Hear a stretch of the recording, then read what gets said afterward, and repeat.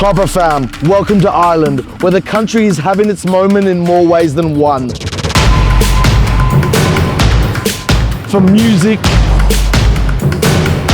to movies, but most importantly, club football, where the League of Ireland is experiencing record-breaking crowds, record-breaking TV ratings, and scenes you have to see to believe.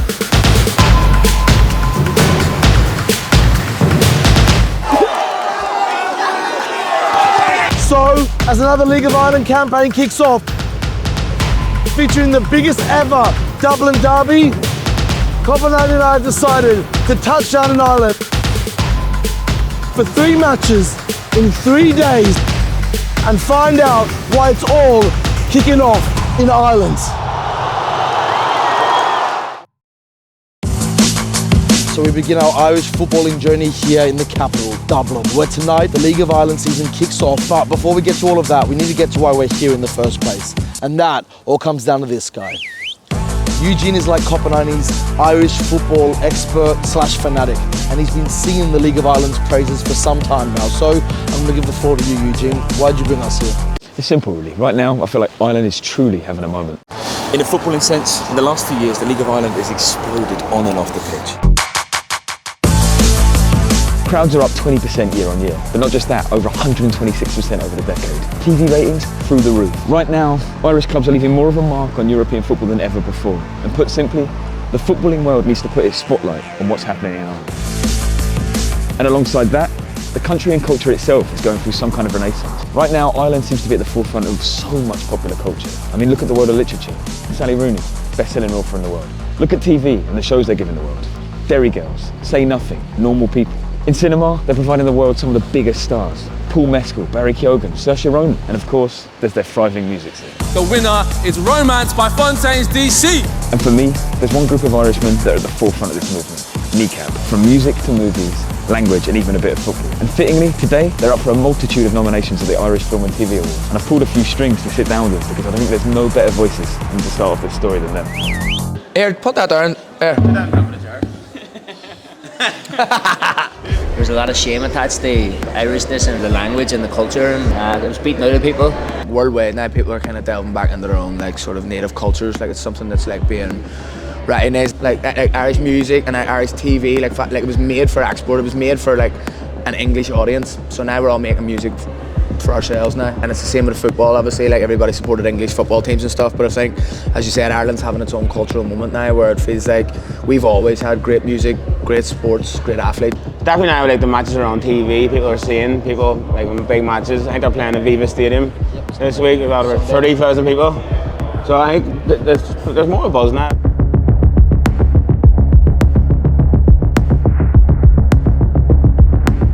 Are you football fans? Yeah. Yeah? League of Ireland? Who do you support? Shamrock Rovers. Shamrock Rovers.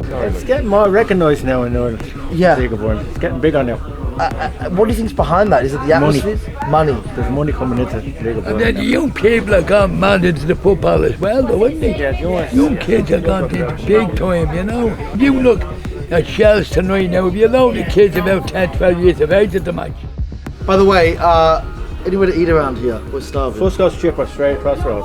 What? Fusco's Chippers? Fusco's, yeah. Fusco's, Fish and yeah. chips? Fish and chips. Yeah? Yeah. Best one in town? Best one in town. What makes it so good?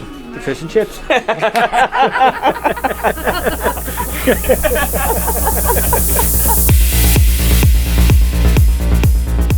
Right, so let's talk football. Game 1, Shelburne vs Derry. Give me the lowdown. We're blessed. Yeah? Tonight you've got two of the most interesting, exciting teams in the League of Ireland playing each other. But for this, I want to concentrate on Shelburne. One of the founding members of the League of Ireland over 100 years ago. The history there is unbelievable. They play in one of the most loved stadiums in the league, in Tolka Park. It's historic, and their fanzine is the oldest in Ireland. But despite this rich history, I honestly don't think there's been a better time to be a Shelburne fan than right now. We're here to talk about this League of Ireland ascendancy, like it's having such a moment, and there's no pub that personifies that better than Shelburne. You know, last season, against all odds, winning the league, such an iconic manager in Damien Dunn. I saw his celebrations, they went viral, right? Yeah, It's not just on the pitch though, it's what's happening off the pitch as well. Already at the moment, season ticket sales are through the roof, they're up 30%. You know, there's an excitement for Shelburne that hasn't happened in years. And I think all of this combined is the perfect starting point for us to see the direction that the League of Ireland go, on and off the pitch. There is something very special about this club, a monument to resistance. We nearly lost this place, we nearly lost our own home. The previous board had made an agreement to sell off this ground, to move in with our hated rival. Frankly, it was existential. The club would have died. Out of existence. And the fans saved it. Not an owner, not the council, no. The fans. They started the movement, and within a year, they changed the direction of history. That's almost as big an achievement as winning the title last year. You could almost say bigger. It's bigger. Frankly, it's bigger. We said it. Bigger. It's way bigger.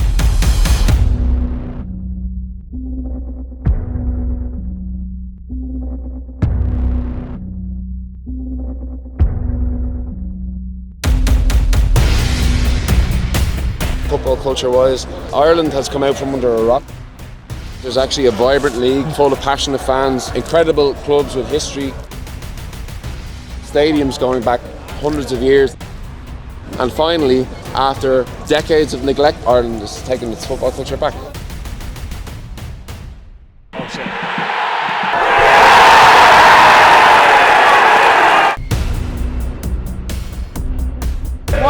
Shelburne, they've been all over Derry. I don't think Derry hasn't even had it in Shelburne's half yet. Can't imagine the atmosphere with Eugene will be much better than this. 1-1.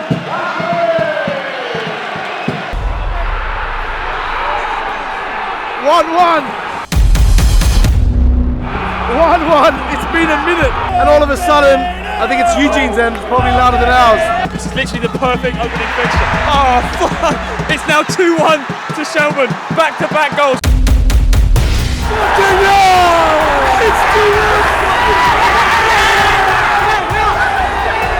said the League of Ireland was the place to be. I keep hearing about the Riverside. What's the Riverside?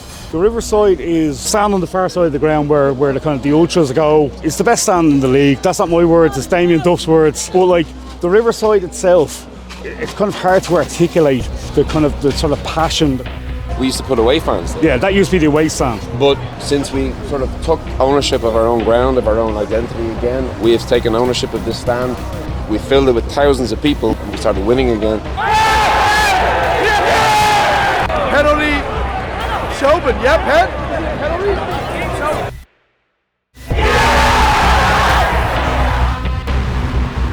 When you go into these stadiums, it's not like a concrete bowl. We are far away from the ground and it's kind of like, it's 60 quid a ticket. There is something very organic about it, something very kind of natural and real. That is one hell of a way to kick off another League of Ireland season.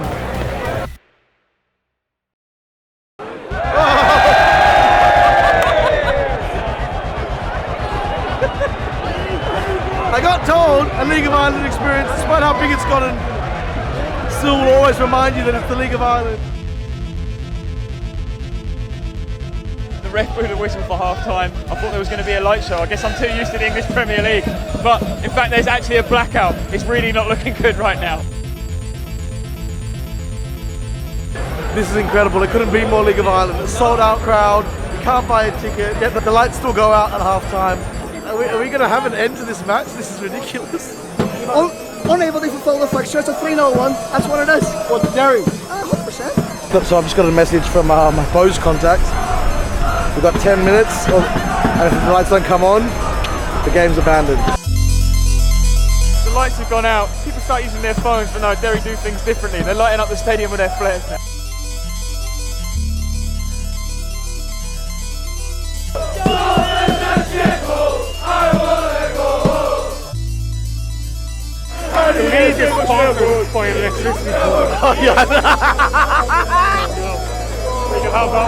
The Derry fans are enjoying themselves. They're losing 3-1. The Shell fans are in the dark. They couldn't be happier. You're happy. You've come to a game and you may not see the second half. What's your experience now? This is the League of Ireland. Yeah. This is it. Do you know what I mean? You don't get that in the Premier League. But you seem to be proud of this. 100%. Why? Because it's our thing. Yeah. So this thing of ours is what Soprano said. This is the League of Ireland. The dark ages are over, aside from the El Power failure. This is the dawn of a new era. It's magical. The stadium's sold out. These guys were playing in Europe at the start of the qualifiers. Yet we are all here plunged in darkness, wondering What happens next? What's going on? Hey, where's the lights? Oh, you jump. Hey, the lights are on. The lights are off. Don't know what's gonna happen. And I hope to God it turns on.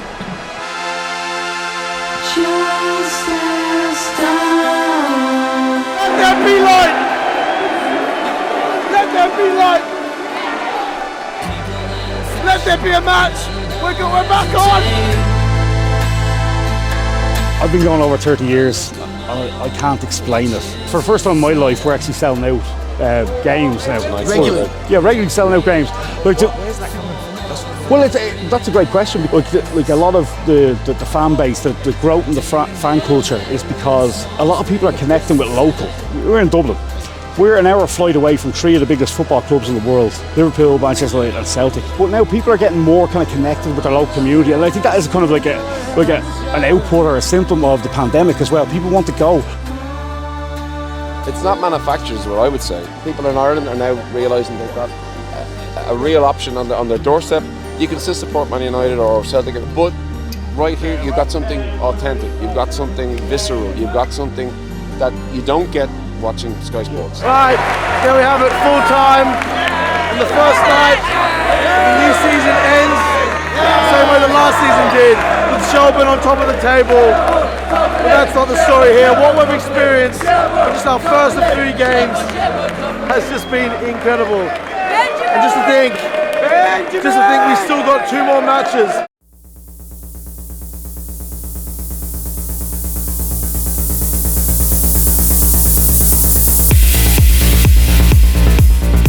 Right, so huge, another day, another match. Give us the lowdown. Well, as we were in Dublin last night, and we're going to be again in Dublin tomorrow for the big derby, I thought it's important to show that this growth of the League of Ireland isn't just confined to the capital.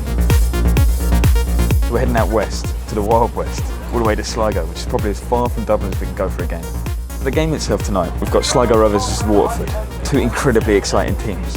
But again, I want to concentrate on the home team, Sligo Rovers FC, who I think are one of the most important teams in the league for the sole reason of this. They're one of only 2 teams who are 100% fan-owned in the League of Ireland. And it's the fact they've retained that fan-owned model, but not just existed, competed, often fighting at the top end of the table. When so many other clubs in the league have been bought out by external rich person investment, is what makes Sligo's story so special. Add to that their iconic supporters that are known as the Bit of Red. They've grown so big in recent years, they've earned a €16 million grant to redevelop their forever home, the century-old stadium, the Showgrounds. And I think all of these things combined create the perfect second chapter for our League of Ireland story.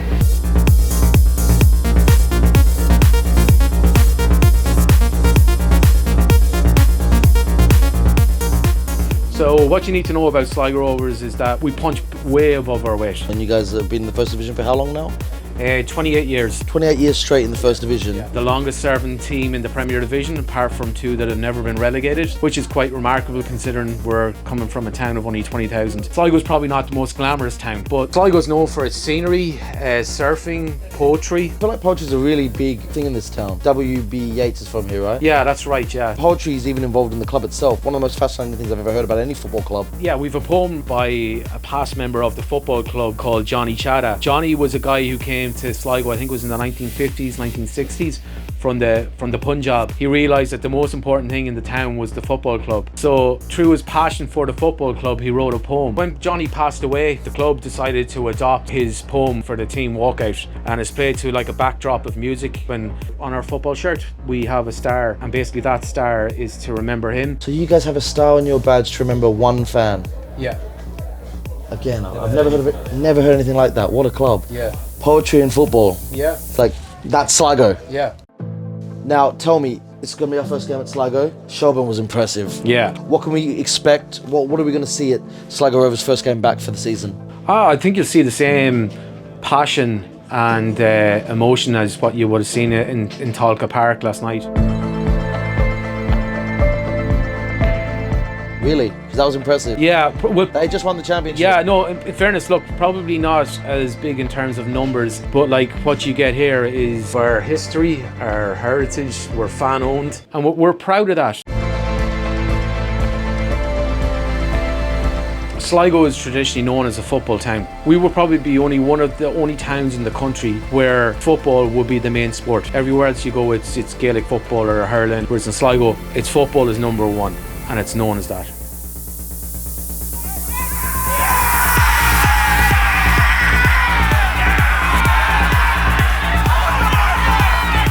think probably the biggest problem in the League of Ireland is it's not going to stay a secret for too long, and that's a good thing too. You know, we want it to grow.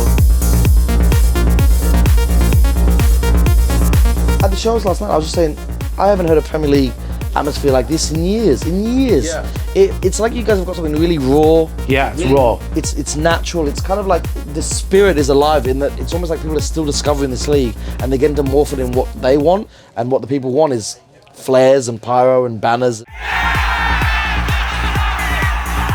So I think it's always been a good product, but COVID changed society, it changed the mentality of people. The idea that you had to travel overseas to see football, to enjoy football atmospheres. Yeah, and when they seen the football, they were like, hold on, this is actually good. This is a really, really good product. All right, half time, 2-0, and it's not to Sligo. Waterford are up, no one saw that coming. So say Waterford score first and, I don't know, they take the lead.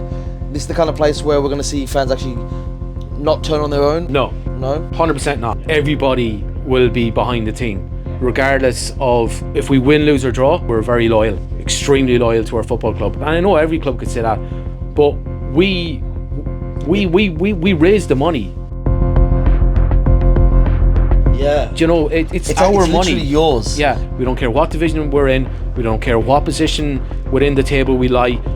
We are true to ourselves. We will not sell out to anybody. So, you know, if I was to describe Sligo Rovers as an insect, I would call us a cockroach of a football club.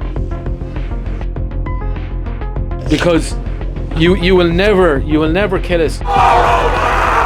We will never die. We'll always come back. We'll always come back fighting. Even a nuclear bomb wouldn't kill us. Like the league back in the 50s and things like that tried to kick us out of the league because we were so remote from the likes of Dublin. Yeah, you're all the way out in the west, stuck on the west. Yeah, up in the northwest. They didn't want to travel to us, but we stuck at it. We made them travel. We stuck at the league. A lot of times we came bottom, but we never folded. We never went bust. Always kept coming back fighting. So we're a cockroach.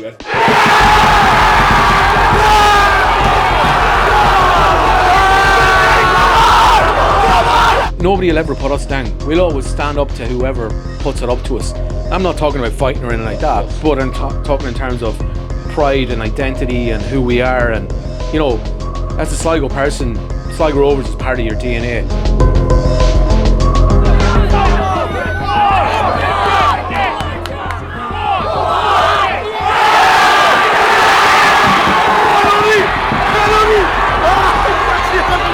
The cockroaches!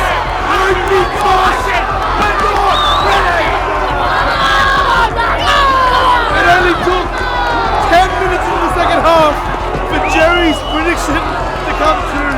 Sligo Rovers, I think, might really be the cockroaches of the League of Ireland. 2-0 down, being dominated in that first half. It's only 10 minutes into the second, and they've got a penalty to make it 2-2. Unbelievable.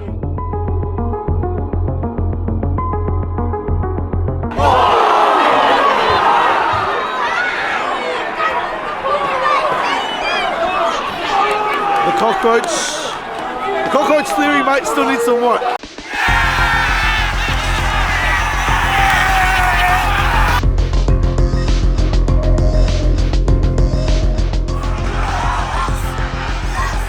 Waterford with the ball.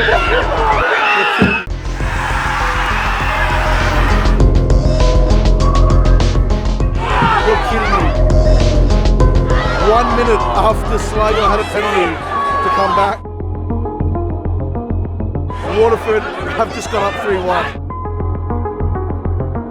We have had 150 minutes of football. We've seen 8 goals. The League of Ireland, I tell you what.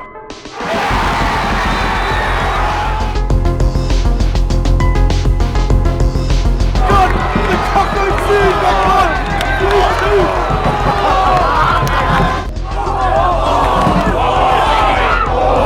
Sligo has just not stopped since they got that second. We heard how they just will not die, especially when they're down. It's been an onslaught.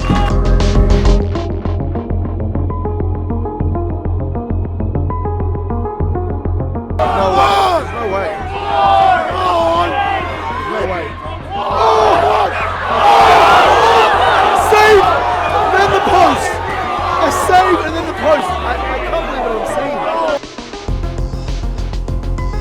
That's it. Full time. 3-2 to Waterford. And that is just another brilliant 90 plus minutes of League of Ireland football we've had in the last 48 hours. There's 24 more to go, and I'm losing my voice. I can't believe what I've seen here tonight. And just to think, the biggest one yet is still to come tomorrow.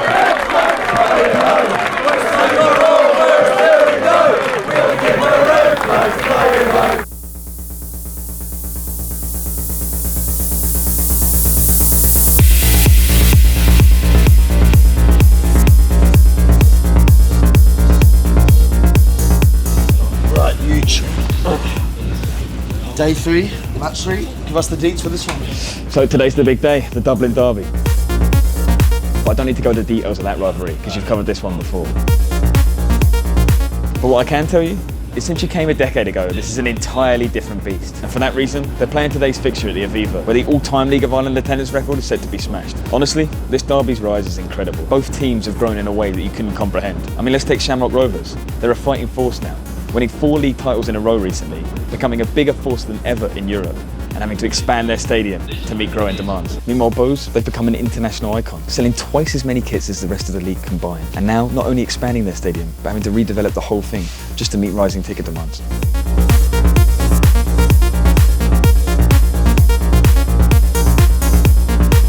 Key, good to see you again. Yeah, after what, 10 years? 10 years, it's been 10 years since we covered the derby. You look exactly the same. 2 more pounds. No, you're talking about me. How is it that you guys have ended up sitting together? Was there not enough seats or you're... we do a charity outreach program. There was a time when you'd have to kidnap someone in to see a League of Ireland game, you know what I mean? There was a scene there, but nobody knew about it. Yeah. And nobody in Ireland even knew about it. Literally grabbed them and put them in a boot and bring them in, you know what I mean? But them days are gone. Let's say today, all I could talk about with mates was, are you going to the game on Sunday? Are you going to the game on Sunday? Yeah, no. So between 1,500 and 2,000 on the waiting list the last time I heard to get season tickets. For Bows? For Bows, yeah. It's unreal. Yeah. I just cannot believe it. Buzz at Daily Match is sold out. Shells are selling out. Hats are selling out. Everybody's sold out. It's a special time to be a football fan in Ireland. It is, yeah, but I'm absolutely dumbstruck watching this. Who do you support? Could you sit with a Bows fan? No. That's why you're separated. I'm the barrier. It's just amazing. The league has just had a resurgence, a big resurgence in a really short space of time, and it's something that everyone hoped would happen, but nobody thought it would happen yet. It's showing the Irish people, the government, this is how big the game is here now. When you have 4,500, 5,000 full, that's one thing, but people can say, oh, well, you wouldn't get 7, you wouldn't get 10, but we can show we can get 30 or 40. So I think what you're going to see here is probably the most special League of Ireland fixture there's ever been.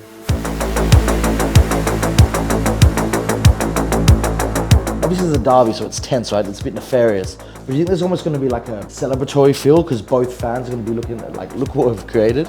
Yeah, no, I think when you look around the ground, in one way I think people will be proud of where Irish football has come, but it's still Bows Rovers, it's still the biggest derby in the country. It'll just be a tense, raw, emotional derby occasion. Alright, well, how classic's this? The League of Ireland match we were looking forward to most.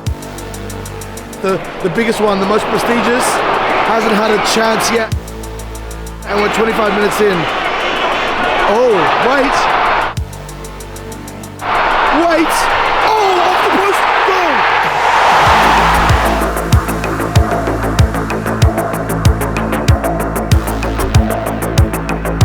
Goal! Before we needed someone to tell us, you've got a good football team. And then that went, okay, yeah, we do actually. But now we're proud of it ourselves, you know. We don't need outside validation, which we needed before, because we're at a stage now where we know our football is good. We know our actors are good, our music is good. We're up on the world stage with the best of them. So the proof is here. This is what we've been saying for this amount of time. Like, there is a scene here, there is football here, pyro, display, it's all there. It's part of League of Ireland fan culture.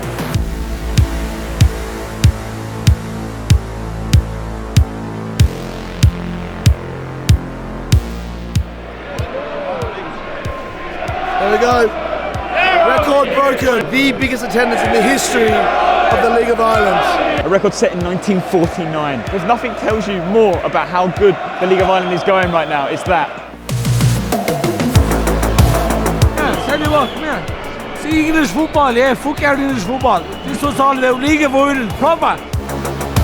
Our fans. Proper dedication.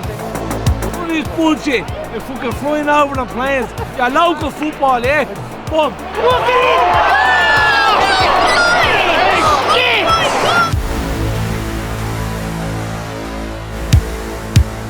All right, well, there we have it. Over 72 hours, we've seen 3 games, 10 goals, a saved penalty, a blackout, pyro, tifos, choreographies, poems, and a set of stadiums, scenes, and celebrations that I think best explain why the League of Ireland has become such a special part of the world of club football.